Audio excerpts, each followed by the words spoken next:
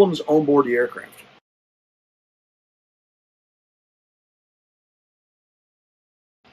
What would you do if there were problems on board your airplane? Think about it. The first thing you need to decide is, what sort of problem am I dealing with? Just like you do if you were back on Earth, driving your vehicle, getting gas, whatever, and something occurred near you, you have to figure out and say, do I want to jump in the middle of this? Is it an argument between two people not connected to me or my people with me? Maybe I'm just going to leave that to the airline staff. Batman might not be my calling at that moment. Is it a drunk person bothering somebody? Again, airline staff are trained to handle this kind of junk normally. But you have to decide when and if you should intervene. And you need to really think it through. You got legal implications. You've got safety to yourself, too. But there's one scenario that you truly need to think about: a hijacking.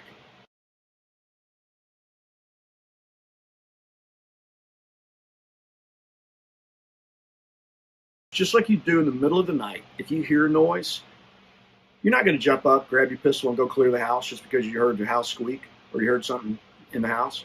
You're going to lie there and let the situation develop a little bit, hear it maybe twice, and then jump into Batman mode.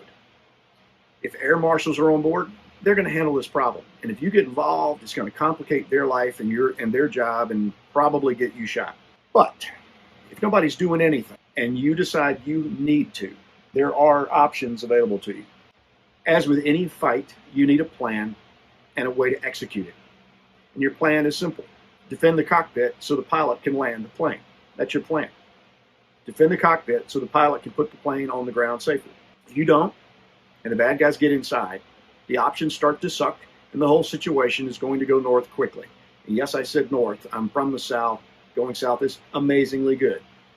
Going north, for a southerner, the hijackers will either crash the plane, think 9/11, or they're going to force it to land in some friendly place to them, unfriendly to you, and your life changes into being a hostage.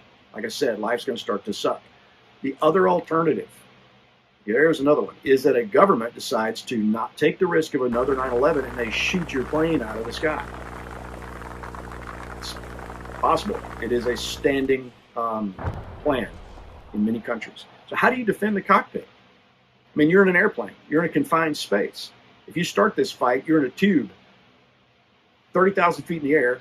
There's nowhere to run if you decide to bail out of the fight. You've got to win the fight.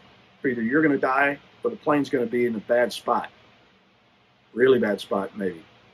So what do you have on board the plane to help you fight?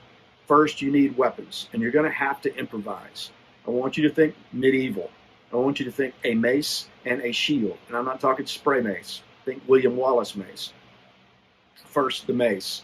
Your seat belts are connected to the seat with a D-ring that hooks into a ring attached to the frame.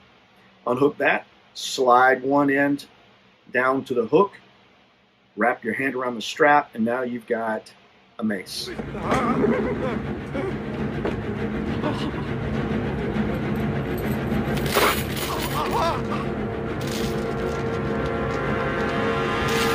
The shield is just your seat.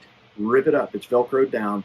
Run your hand through the strap that they use to help you hold on in case it goes in the water. Now you've got a shield and you've got a mace where you can attack. Other weapons on board are pins, pencils, the divider curtain, ceramic plates from the forward cabin, broken into an edged weapon, a comb, your keys, even throwing carry-on bags from the overhead bins in a pinch. That curtain, you just rip that thing off, straighten it out, and now you got a choker, garrote, choke somebody out with it. The pilot might also be able to help you too by putting that plane into a steep dive and throw everybody off balance. Or depending on the aircraft, like this 777, they can depressurize the cabin, knock everybody out from lack of oxygen. It won't help you, but it'll help lay everybody out until you put the plane on the ground. Finally, look, it's not a good situation, but the current odds of being in a flight hijacked by a terrorist are 10,408,947 to 1. Similarly, there's a 1 in 11 million chance that you'll die in a plane crash. But the odds of dying in a car crash are 1 in 5,000. You do that every day, multiple times a day. So the odds are in your favor. Just be vigilant, plan ahead, and have a plan.